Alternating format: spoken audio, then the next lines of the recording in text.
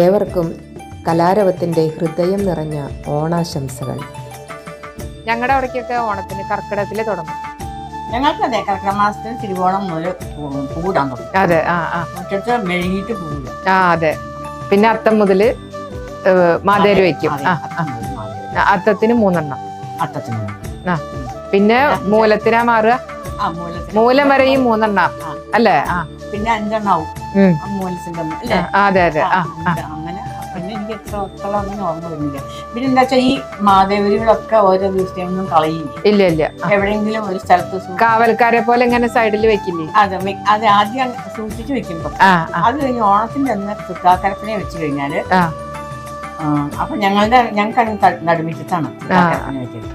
അപ്പൊ ആ നടുമിറ്റത്തിന്റെ അവിടുന്ന് തൊട്ട് വരിയായിട്ട് അടി വരെ ഗേറ്റ് വരെ. അതെ അതെ. ഓരോന്നായിട്ട് ഗേറ്റ് വരെ ഇങ്ങനെ ഓരോന്ന് വെച്ചിട്ടുണ്ടാവും കാവൽക്കാരെ പോലെ. അതെ.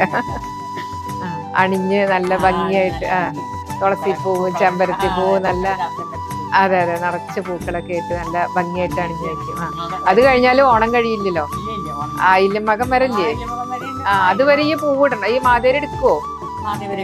എടുക്കും. എന്നിട്ട് പിന്നെ പൂവ് ഇടുക ചെയ്യാ? ഇല്ല. അല്ല ആയില്യം മകം വരെ ഇല്ല. അന്ന് മകത്തടി തന്നെ ഉണ്ടാക്കും. നിറയും പുത്തിരിയൊക്കെ ഉണ്ട്. അത് ചിങ്ങത്തില്. ചിങ്ങത്തിലും കർക്കിടത്തിലും അതുകൊണ്ട് അതെ. ചിങ്ങത്തിലാണ് നല്ല ദിവസം നോക്കി. കഴിഞ്ഞ ഞായറാഴ്ച. പായസത്തിന് അത്ര ഇമ്പോർട്ടൻസ് ഒന്നും ഇല്ല. മുമ്പത്തെ കാലത്ത് പായസത്തിന് പഴം വേവിച്ചത്, കായ വറുത്തത് അല്ലേ? കഴിഞ്ഞാലും പഴം വേവിച്ചോണ്ട്. അതെ അതെ. നമ്മുടെ അവിടെ പഴന്നുറുക്കും പപ്പടം ഇല്ലാത്ത പരിപാടി ഇല്ല. പപ്പടം വളമ്പും അത് കഴിഞ്ഞാലും ഉണ്ടല്ലോ. അത് കഴിഞ്ഞാൽ പിന്നെ പായസം കഴിക്കുന്നതിന് പകരം പിന്നെ അമ്പലത്തിലത്തെ പായസം ഉണ്ടാവും. അതെ. അത് കൂടാണ്ട് ഈ പഴന്നൂർക്ക് വേണ്ടവര് നല്ലോണം കഴിക്കും. അതെ. അതിങ്ങനെ കൊലയിട്ട് കെട്ടി തൂക്കിട്ടുണ്ടാവും.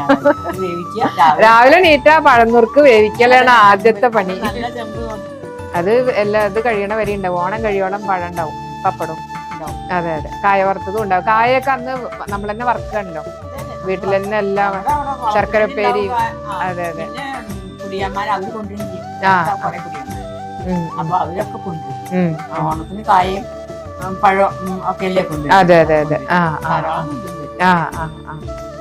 അന്നത്തെ സദ്രവാട്ടം എന്നൊക്കെ പറഞ്ഞ അത്രയൊക്കെ.